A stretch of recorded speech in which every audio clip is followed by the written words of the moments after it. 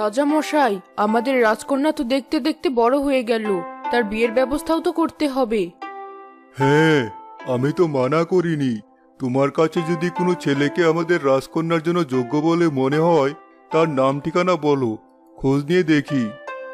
ওর জন্য তো বিভিন্ন রাজ্য থেকে বিয়ের প্রস্তাব আসছে, তার মধ্যে দুটো প্রস্তাব আমার কাছে বেশ ভালো লেগেছে, কিন্তু সমস্যা তো আমাদের রাজকুমারীকে নিয়েই। কেন? আমাদের রাজকুমারীর আবার কি সমস্যা? রূপে গুণে কোনো দিক দিয়ে তো কমতি নেই ওর। তা না থাকলেও একদিক দিয়ে আমাদের রাজকুমারীর বেশ ভালোই কমতি আছে। কোন দিকটার কথা বলছো তুমি? আমাদের রাজকুমারী তার বয়সের তুলনায় এখনো অনেক বাচ্চা সুলভ আচরণ করে। আমি ওকে বিয়ের কথা বললেও কানেই নিতে চায় না। ওর এদিকটার জন্যই আমার ভয় হয়। রাজামশাই, আপনি রাজকুমারীকে বিয়ের বিষয়ে বললে ও হয়তো ব্যাপারটা একটু গুরুত্ব সহকারে নিবে। ওকে নিয়ে আমার খুব চিন্তা হয়। তুমি ওকে নিয়ে তো চিন্তা করো না রানী সাহেবা। আমাদের রাজকুমারী বাচ্চা সুলভ আচরণ করলেও সে যথেষ্ট বুদ্ধিমতী। ওর উপর আমার পুরোপুরি আস্থা আছে যে নিজের জন্য সঠিক জীবনসঙ্গী নির্বাচন করবে। আমি আজই ওকে তোমার পছন্দ করা দুই রাজপুত্র সম্পর্কে জানাবো। তুমি আমার চিন্তা কমালে, কিন্তু রাজকুমারী কোথায়? ওকে কোথাও দেখছি না যে।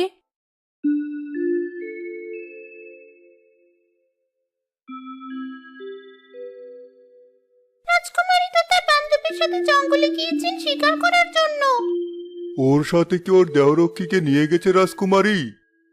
জি না, আমাদেরকে না জানিয়েই তারা দুই বান্ধবী কোন দিক দিয়ে বের হয়ে গেছেন আমি টের পাইনি। দেখেছো, শুধু কি আর ওকে নিয়ে চিন্তার শেষ নেই আমার। ওরা ঠিক মতোই ফিরে আসবে, তুমি একটু ধৈর্য ধরে অপেক্ষা করো।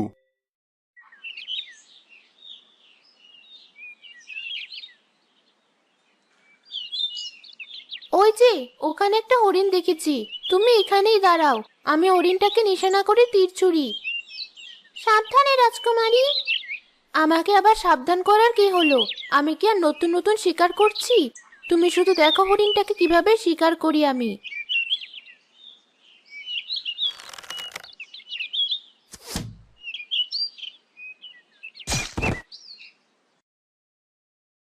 দেখেছো আমার হাতের নিশানা কত ভালো?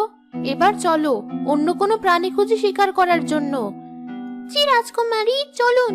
একটু অপেক্ষা করুন রাজকুমারী, আপনি কি কোনো প্রাণীর গর্জন শুনতে পাচ্ছেন? কোথায় না তো। ভালোভাবে কান পেতে শুনুন রাজকুমারী। ও হ্যাঁ, তাই তো।